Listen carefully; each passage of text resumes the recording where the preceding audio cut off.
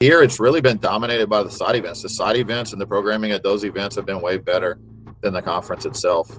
And that's kind of sentiment I'm getting from some other people. But and I think maybe it's the venue they chose. Maybe they were limited because, tickets were sold out. But I know walking around, it doesn't feel like it was a sold out event. And I think that's because there's so much other stuff going on. Wayne, I know you're at Brussels right now. You're attending Ethcc. So would love to start with you and kind of get a sense of what's your overall take of the conference? Yeah, so I don't really have much to compare it to in terms of Ethcc. This is my first one. I didn't make it when it was in Paris, but it's definitely good to get out. And I find that, I travel to conferences all over, and I think everywhere you go, you meet a different group of people. Here, it's really been dominated by the side events. The side events and the programming at those events have been way better than the conference itself. And that's kind of sentiment I'm getting from some other people. But and I think maybe it's the venue they chose. Maybe they were limited because, tickets were sold out. But I know walking around, it doesn't feel like it was a sold out event. And I think that's because there's so much other stuff going on. The expo area you would expect for a sold out event. There may be, I don't know if anybody else here is there as well, but it was probably maybe 20 booths, I think at the most, 20, 25 booths. So not a lot really to see. You can kind of get through everything in a day. But the crowd, the side events have been really good. Anything from the Blockchain Game Alliance event, Metamask had several events that were really good. Telos actually has one I just left. So I find a lot of the side events were better for networking than the main kind. Normally for me, I'm the type that like a Consensus and ETH Denver and Token 2049. I'm, spending most of my time in those, the main conference and around that business expo area with all the booths. So, but I'm wondering if this is a trend and just in general, because more and more I do hear people talk about how the satellite events are more productive for them than the actual conferences. There's pros and cons to both. Like for me personally, I like being able to control who I talk to. And at a conference, you can do that because you can go from one booth to another. You know exactly who you're approaching, who you're talking to. So there's definitely benefits to that. But I do agree that I think in terms of, for me personally, my conversations have been fruitful at some of these side events. Now, the ones that are extremely loud, maybe it's just not my demographic anymore. I'm kind of past those days, so to speak. But I prefer more of a daytime satellite event. One of the feedbacks that I've gotten from last year was that these events, because especially in Europe, venues are so compact that you have to get there early. It gets really crowded, and it gets really loud. But what's your overall take on the value of the quality of those conversations? Well, I think, yeah, it's better. I agree with you. Most of the events I go to are typically over by 8, 9 o'clock. There are later events, but those events are more like just partying and raves, and it's not really good for networking. It's great for cutting loose, but not good for networking. So I agree with that. But a lot of, there were so many side events. I think there was really only 1 or 2 that I saw where it was like a line outside to get in, and most people weren't getting in, mainly because there's so many quality events at the same time. Like yesterday, the Metamask event was the same time as a shielding event, and Vitalik was speaking at the shielding event. That was another thing that I found was odd, is the Ethcc conference. Vitalik wasn't even speaking, but he attended the shielding side event yesterday and spoke. So but it hasn't really been, as far as the venues have been nice, not overcrowded. But yeah, you're right. You got to find those events that are daytime or early evening, because once it gets too late, you're not networking anymore. What about, Ethcc tends to attract people that are building on Ethereum or, EVM chains. Are you seeing a lot of events that go beyond that? We're obviously, seeing the rise of Solana, and obviously you have Cosmos, and you've got a lot of other ecosystems that are, outside of that Ethereum bubble, so to speak. Are you seeing more and more events on that side? Yeah, we're seeing that. Those 2, I think there was actually one today that Tezos was doing, right? So the thing is, that the ETH conferences, and I know ECC is put on by different ones than some of the other Ethereum conferences, but they're not really exclusive to EVM, I find. They'll open it up to others that want to participate, but I think many people have seen the value. But we run a risk, right? If the side events are the big draw and not enough people are attending the main events, the main event is really what draws people to that central location where people build the side events around. So we've got to kind of balance it out to where the conference gives people enough value to where if this turns into a money loss for them. And I did conferences for a couple of years, and I know that feeling where eventually gets to the point where it may not be worth it to hold the main conference, so then nobody has a central area to plan side events around. Right. And then last question, Wayne, what are you like? What would you say is the biggest takeaway, something that you've learned at this conference that you think would help you, either as a developer, somebody that works at Fio Protocol, or even as an investor, like your biggest takeaway from the conference? Biggest takeaway always for me is I like, these events where you just get so many builders together, because builders are the ones that see the future and what's coming. And just talking to different people, there's so much that's coming, that's what possible. It kind of helps you tune out a lot of the noise and negativity that's in the market right now, and just realize that it kind of resets your perspective that regardless of what's happening with market prices or market sentiment right now, that the industry's thriving. And the conversations I've had the most this week is really not around, we've got to get around this echo chamber of everybody's marketing the crypto and Web3 people, right? We want people, like exchanges are trying to take users from one exchange to another, or wallets, same thing. And we've got to grow the ecosystem. We've got to all band together and figure out how to onboard more users, because other than that, we're just in this echo chamber where we're not really growing. Everybody's just trying to take users from others in the industry when there's so much room to bring on adoption. And so a lot of the projects that I really enjoy talking to are other ones. We focus on the user experience and simplifying the user's experience when they're sending and receiving assets. That's what we do. And we have different protocols around that, but it's the other projects that are helping solve other friction points for bringing people, whether it's bringing people into the space, or some of them are building tools and products to where the user may be using it, not realize that, hey, you're dealing with blockchain, you're dealing with crypto, Web3. They may not even realize it because they're just using an interface for whatever they need, and it's working for them. I know the conference is still happening right now, so I appreciate you taking the time to join us and kind of give us a sneak peek. So the next thing that I'd like to transition into is more of like the introductions, and because this is a little bit of a smaller setting, there's really no right or wrong way of doing it. You can take as little or as much time as you would like. I trust you all not to take the full hour. So just give us a little bit about yourself, what you're working on, and who you would like to connect with. Those are the main topics that I like to cover. And also keep in mind that these people here can be almost act as your representatives, right? It may not necessarily be the direct point of contact for you that you would, see as a good opportunity, but they might know somebody that is that can help you connect. So that's the main thing to keep in mind with groups like these. So Wayne, since you've got the floor right now, why don't you start off with the introductions, and then if the rest of you want to just raise your hands, I'll call on you, and we'll go around, just do a quick intro about ourselves. Absolutely. So if I'm not limited on time, I can pull up a PowerPoint here. Just joking. All right. So Wayne Marcel, I'm the head of growth of Fio Protocol. I'm a long-term fan of this space. I've been involved since 2016, and realized early on that we had some problems with user experience in terms of education. People don't understand a lot of what's out there with this tech, and then some of it's hard to use. It's clunky, and we've got to smooth those user interfaces. So a few years ago, I joined the Fio Protocol, and now I head up the growth side. I run business development, marketing, our partner success team, and also our integration support team.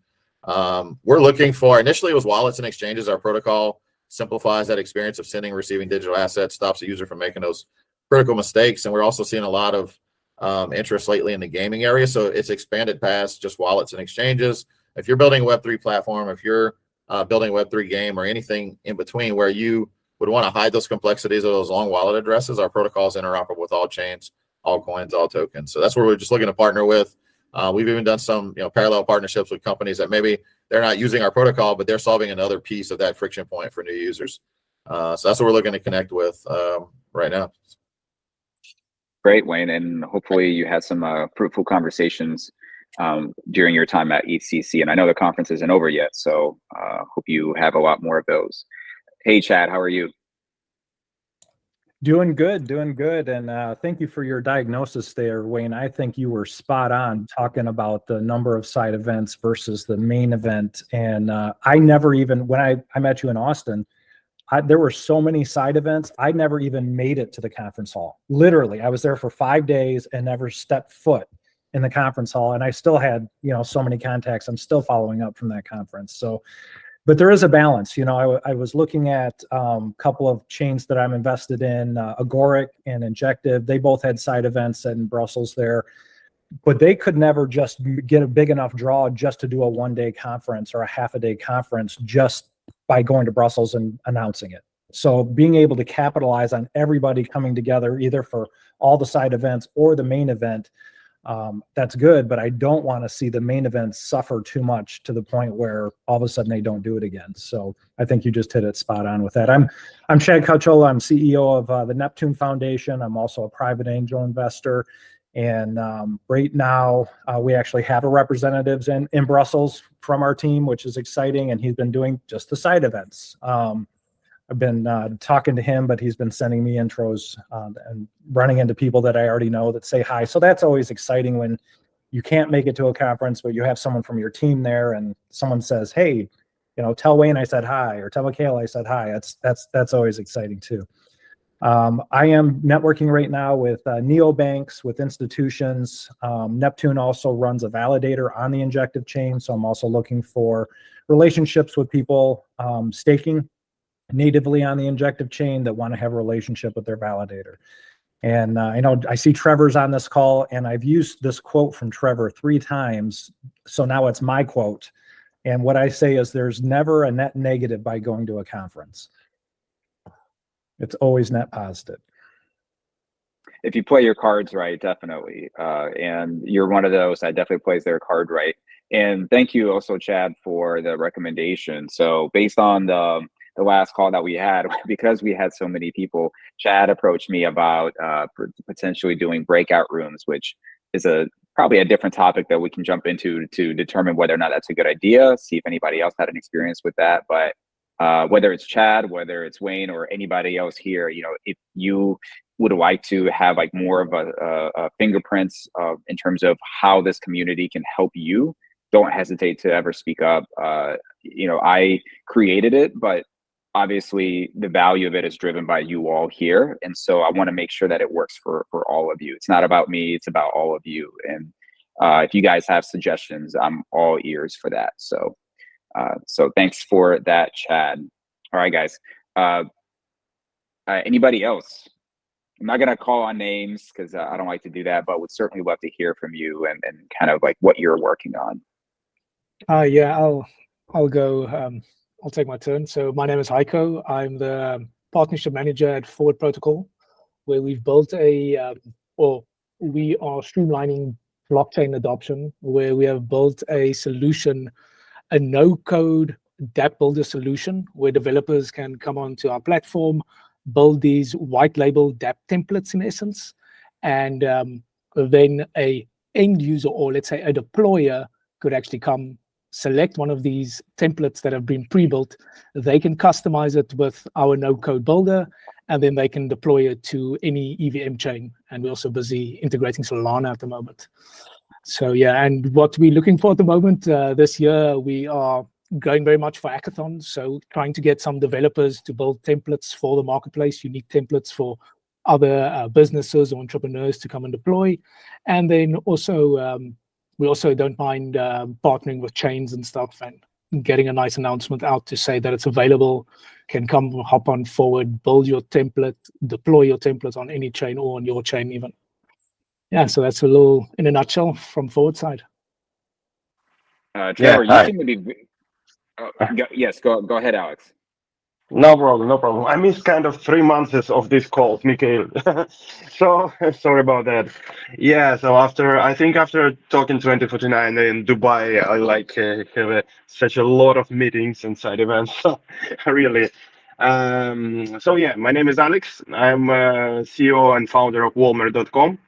Wallmer.com is a platform to like a social network for social trading. Let's say if you have your favorite KOL in Telegram and YouTube, they can now do like one link. You can follow them and you copy them in one click. So we build inside all the process how you can jump from Web 2 to Web 3 in one click. from your banking card, like a regular banking card, to your crypto banking card. Yeah, so we are finalizing now integration with the Web3 banking cards, but from fiat cards, you can like jump and buy your first crypto portfolio really in one click. And now we are doing more job on UI UX to make like TikTok for copy trading, like a page we want to bring some fun for copy trading, because for people to buy new token, we think that is kind of fun, and we want to bring more fun and more like interaction, let's say like this. Also, I'm like advising a couple projects like payment gateways for high risk projects. Plus, I'm the advisor for the GT protocol now. They're working on the AI of copy trading. They're my partners now. So here to find in. Probably Wayne even will contact you regarding the integration with the GT protocol, and probably, I don't know, I need to think about it. But anyway, good to know. And Mikhail, thank you very much for this community, because it's really helpful for me to find the right people very fast. And to be very honest, guys, sometimes HR managers pay for this a lot of money. Mikhail, and you you save time, and sometimes they ask me, can you connect us with, for example, Fio Protocol? We can pay you, I don't know, 5K, because we can't connect with them for kind of 3 months. I said, I will think about it, okay? It's just a joke probably, but sometimes really they ask me to connect, but it's my passion to do business development and to connect people. And I think still this is your passion to do this community. That's why we are on the same page here, and happy to be here to be part of the community. In case you have any questions for me, please ask. I will share my Telegram here. Yes, there are certain areas where I think it's kind of like perception, right? Where if something is free, it must not be that good. And I'm certainly trying to debunk that. Welcome, Stepin. So I'm trying to debunk that with this community. And as I said, based on the last meetup that we had, I think that I would have to say that it is working. And if you would like to check out previous meetups, you can certainly do that on my YouTube channel as well. I do post them. Let me pull those up. So in the meantime, if anybody else wants to introduce themselves or have an update for us, feel free to raise your hand, and while I pull up the previous meetups. Hey, Noah. Hey, thanks so much for organizing. Okay, good to meet everyone here. Yeah, I would love to connect with everyone, separately in Telegram. So the Telegram handles are awesome. I'm the head of operations and sales at Tokensoft. So Tokensoft's one of the top launch and distributions platforms in the space. We've helped about 100 projects raise roughly $1 billion over the past 7 years, including helping Avalanche, Tezos, Moonbeam, Mikhail, Connects, Hedera Hashgraph, Synthetics, the Graph Protocol all launched their tokens. And yeah, we, in terms of being here and connecting with people, I love to connect with products generally and just hear what people are building. It's always awesome. And in terms of Tokensoft support, we're usually most helpful to EVM-based projects that are pre-token launch, but there's stuff we can do with other projects that are compliance stuff or things like that. And I talk to about 1,000 projects a year. So if you guys are personally investing as well, then I always like to make introductions when it makes sense there. And most of the projects I'm talking to are oftentimes at a stage where they're also launching soon and are looking for fundraising, basically. So yeah, that's a little bit about what I'm doing. And it's good to meet everyone. Yeah, thanks for coming by, Noah. Thank you. It's your first time, if I recall. Same thing for you, Hico. I think this might be your first time as well. So always love some of our original members that are here every week, like Wayne, Chad, Trevor, Ömer. Really, a lot of these guys here are regulars. Love seeing the regulars, but also love seeing new faces, as I'm sure these guys do as well. It's how we continue to grow and connect. So I appreciate you putting yourself out there and hopping on these calls. Is there anybody else that wants to do a quick intro about themselves? Hi guys. Sorry for joining just now, and sorry I'm not gonna be able to turn on my camera. I'm actually in the car, but I didn't want to miss this since I've already missed the last meetup. But anyway, yeah, I hope I'm already one of the regulars as well. Stephan, I run a Stepin Web3, which is a recruitment agency in the space, doing this for the past about 4 years, I would say. And yeah, as always, if anyone would need either hiring or actually knows about a talent that is open to opportunities, or someone looking for a new job, just let me know. Always happy to help. And yeah, hopefully next time I'll be able to join from my office again and maybe give you some kind of update on the job market again. Yeah, so there are a few folks that come on and they provide reports. Like for instance, Aqua now comes on and they provide a very holistic market status report about Bitcoin, the inflows, outflows, about Ethereum. So Sebastian from Aqua now, they're a market maker, they're a VC, they do a lot of things.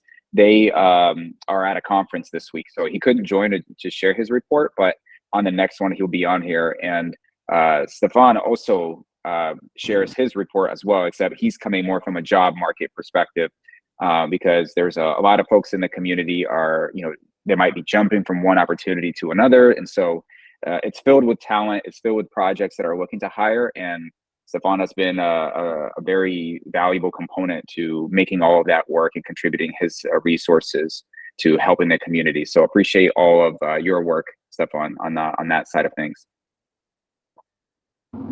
Thank you. I'm really happy to be a part of this network. And just to add here, there's actually quite a few partnerships we already made thanks to Network Spotlight. So I believe that the value comes both ways. I'm very happy that we can be a part of this, a network, part of this group.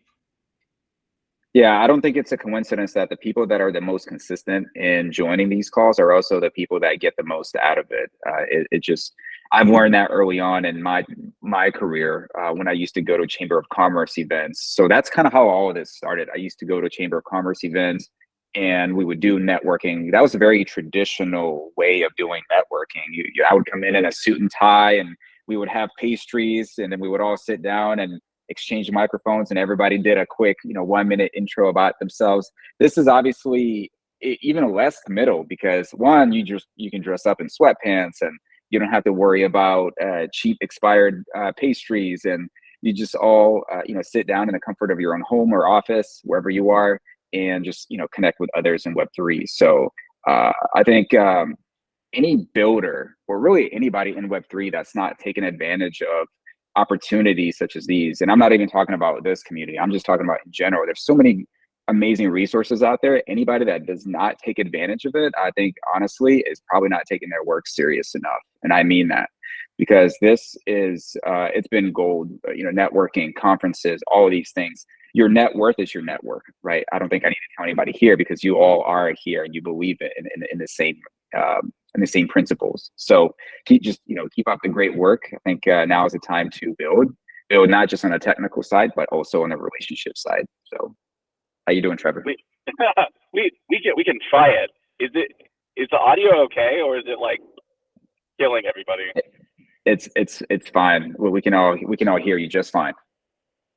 Okay, cool. I think most of the people here know me, but for those that don't, my name's Trevor. I work at DoraHacks. We're one of the industry leaders in hackathons, global hackathons, developer initiatives, developer incentive platforms. We do all sorts of stuff outside of hackathons. We secure 30, 40 networks at this point in time. We also do, speaking of events, a large one-day summit specific to app chains and app chain adjacent technologies. We have a venue secured, and we're starting to curate the programming. We got most of the sponsorship done already for Token 2049. It's a full-day event that'll be out there if you're out there for Token or Breakpoint. That's directly after that. If you all didn't know, they're back-to-back events in the same area, and then our event is there as well. So 3 big events, and also the F1 series is out there as well, and that's in September. If you guys are going, let me know, and I'll make sure you guys get in. We're fully curating it. Again, speaking of events for high signal, low noise, it's one of my focuses to make sure that it is high signal, low noise for everybody there, that people do get something out of it, similar to the event that we had in Denver and in Hong Kong recently. So outside of that, just want to meet some cool projects, see how we can support Yeah, good builders doing great things, and that's the short of it. I'll keep it. That's as short as I can make it. Yeah, and I see that Hico is gonna drop you a message. So amazing, right? Anybody else have anything else to add? Even if you rose your hand earlier, but you wanted to add something new that you may have left out previously, feel free to raise your hand. Go ahead, Trevor. Yeah, well, one last thing to tack on. I heard earlier, we were talking about this group and what we got out of this. I always get so much out of this. Like not even just business related, but also just meeting really good people. This group attracts specifically good people that are not, I'm not going to use some of those words on a recorded call, but you know what I would call them. It's a good group for good builders, really. And Mikhail, you've offered so much value for nothing. If we had to pay for it, I would pay for it, but I'm glad that you do it for free. So also any way that I can help, or I'm sure other people would want to help as well. You can always let us know as well. That's all. Thanks. No, I appreciate those kind words, and I promise I did not pay anybody on this call to say anything nice about this group, but I'm happy to hear that you all are getting value on it. And for those that are new, Noah, Hico, would love to see you guys on the future ones as well. Hey, Chad. Yeah, I forgot to tell Trev. I saw him and Hico typing in the site about Keychain. You might see the Keychain hat. I'm actually an advisor for Keychain. But Trevor, I am going to be a DoraHacks judge for my first hackathon. So I'm very excited, and I might need to connect with you and get some tips and tricks on being a judge, because that'll be my first time. I'm very excited about it. Oh, nice. They roped you into it. Good. I'll work with you on that. Thank you. And then I think just another question from a networking standpoint, and I know Wayne's a professional networker, Trev, Mikhail, do you guys have any kind of philosophy when you go into a networking situation or a conference per se? Do you do more of a, I like firearms, but a rifle approach or a shotgun approach? Would you rather meet 200 people at a conference and then follow up with them, but have a very shallow conversation? Or would you like to go to a conference and meet one person a day and come away with 5 friends and 5 really deep contacts? Just kind of a theme or an arch, or what type of person are you? I'll let Mikhail go first. Yeah, go ahead. Or Wayne. Yeah, I was gonna say, like, for me, I've got a target, like, especially if I know who's attending, I've got a target of the type of people I want to talk to. So those are the ones that I would try to allocate time to intentionally talk to, have deeper conversations. But some of the best ones have been those impromptu. I don't dismiss anybody or anything, even if I think there's nothing they can do. Like if they're a VC and I'm not raising funds, I still have a quick conversation and connection, to where at least you're building a network out, connecting, because there's always either something in the future where maybe they may need something for me, I need something for them, where I can connect them. And that's led to actually multiple people I know been able to help connect them to then, get work somewhere else, or find an investor, or find something they're looking for. So I'd say, I don't know, maybe I guess I'm dual armed. I do have that rifle where I know what I'm looking for, and I want to have deep conversations with those. But I also, make it a point just to always be open to connect with anybody I run into, anybody willing to talk. I also believe in swag, because I wear this at all conferences. And that way people will ask me what it is. If they don't know who I'm representing, then the conversation may not start. So I'm the type that likes to start those conversations. So if you see me at conferences, I'm wearing Fio gear. If you see me traveling, I'm wearing Bitcoin gear, because that's the most recognizable one out there that people know. So when I'm in the airport and I'm wearing my t-shirt that says separation of state and money and Bitcoin, it's a conversation starter. So I'm always looking just to start conversations with people. Yeah, I will say, Wayne, I don't know if I recall what the top of your head looks like, because you're always wearing a hat. Okay, good. Yeah. Look, I mean, I'm right there with you. I wear a hat too quite a bit, but no shame in my bald head game. So I've thought about starting a swag line, but I just don't have time to run. I've got a t-shirt press at the house where I can press out stuff. And then my wife used to do embroidery before she started selling sewing supplies. So she abandoned like a $12,000 machine that was sitting in the corner. So I spent a day on YouTube learning how to stitch out hats. So now I pretty much make all my own gear. Nice. Before I get to Trevor, real quick, if you just joined us in the middle of the call, feel free to raise your hand if you want to do a quick introduction. But we pretty much did all of our intros. We're just kind of bantering a little bit about networking. Chad brought up an interesting question about what is the right approach for networking. Is it more of the spray and pray and you get your name across as many people as possible, or more targeted approach? Trevor, I think you had your hand up, and then Ömer, I'd love to get to you as well.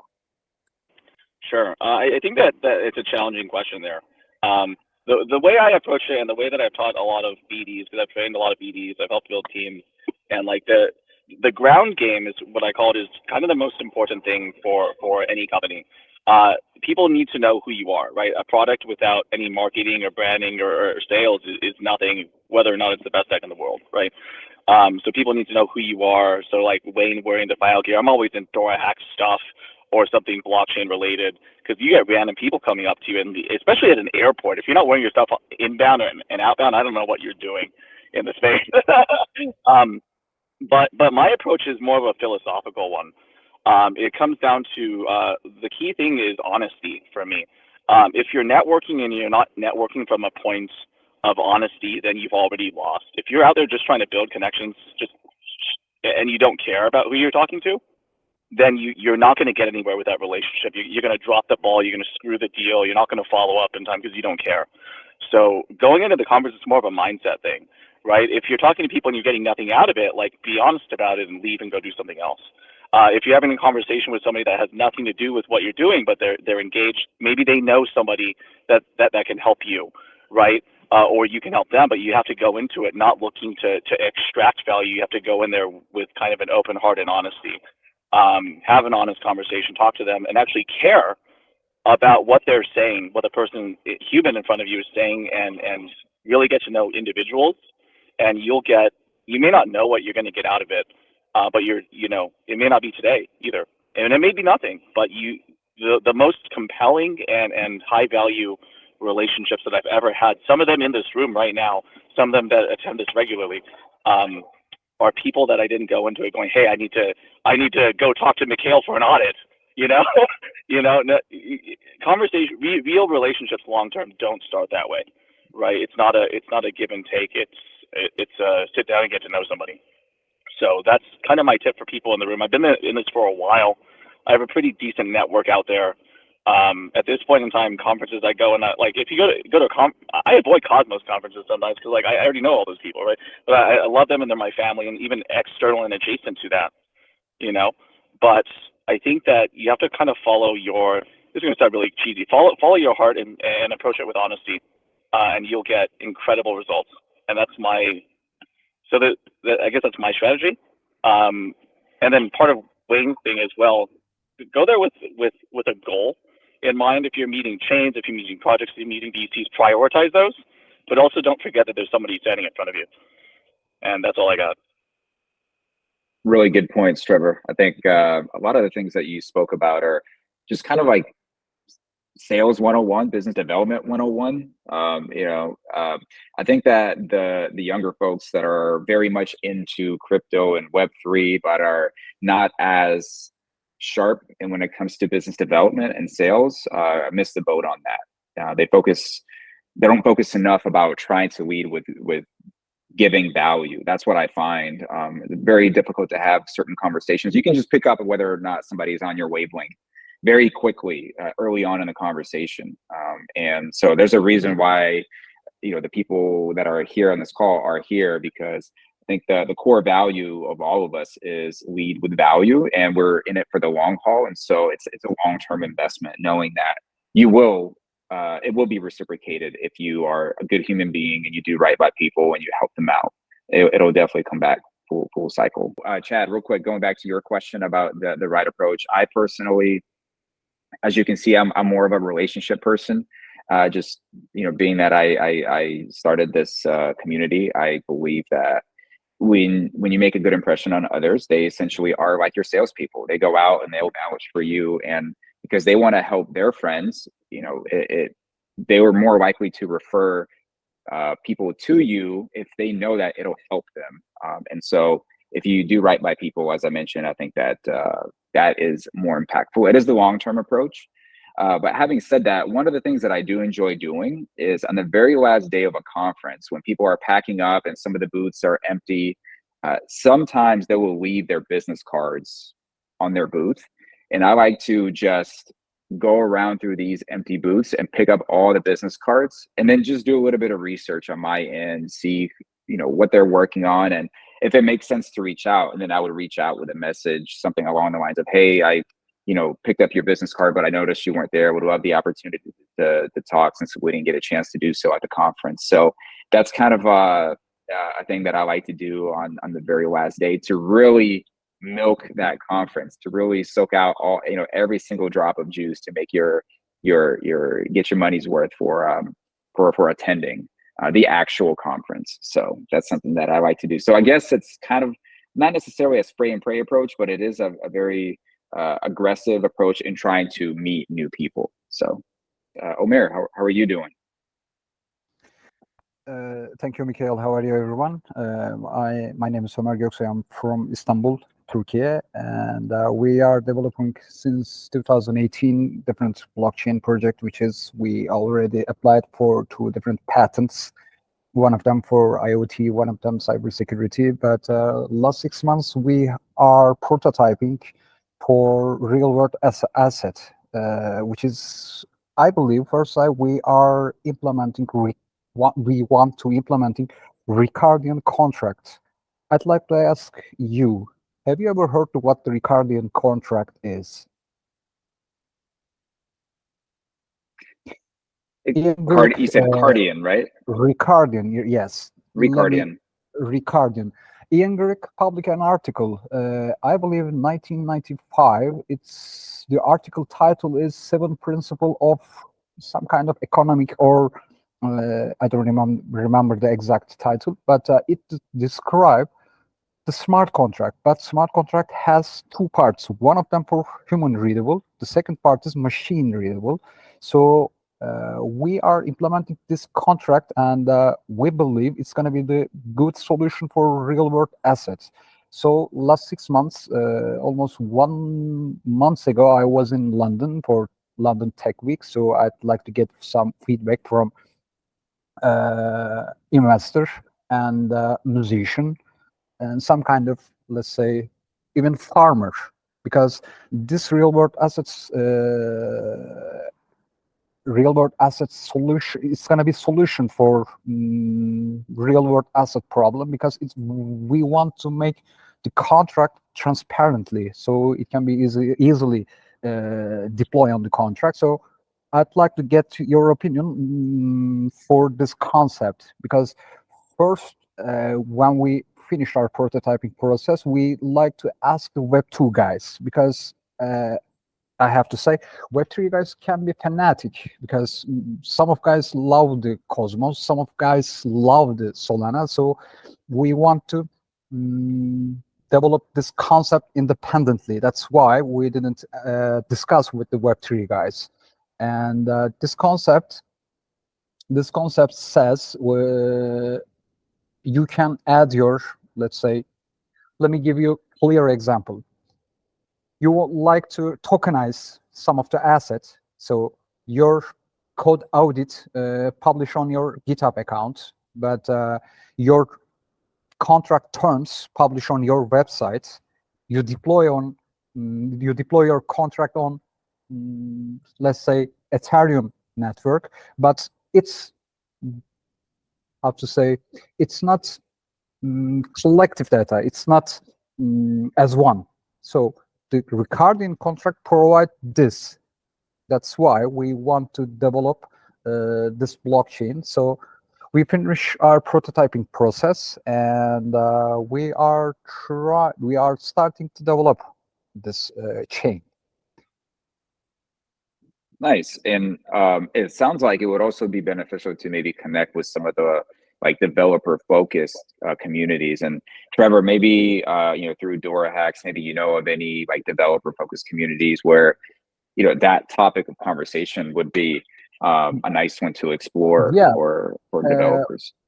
But we are gonna be, this chain will be layer 2, because we want to we want to use layer one's users, because it's going to be easy to deploy the token, because we don't want to deploy customers token on our chain, because our chain will be recording contract based chain. We don't want to deploy customers token on our chain. That's why we're going to connect with layer one, let's say maybe Cosmos, maybe Sui or Solana. So we are looking for the opportunity which blockchain network can be easy or can be benefit for us and for our customers.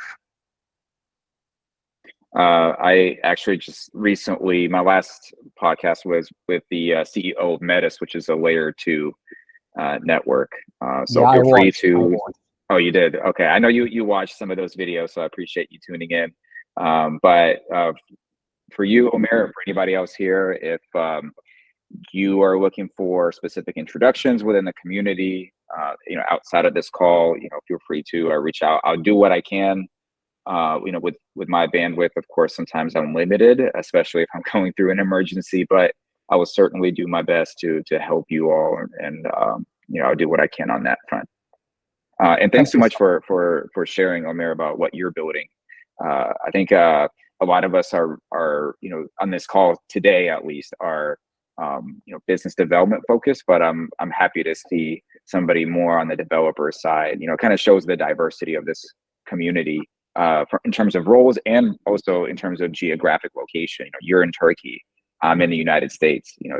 This is why I love this industry so much. We're just all connected through crypto and Web3, and couldn't be possible without this virtual call. So thank you so much for that.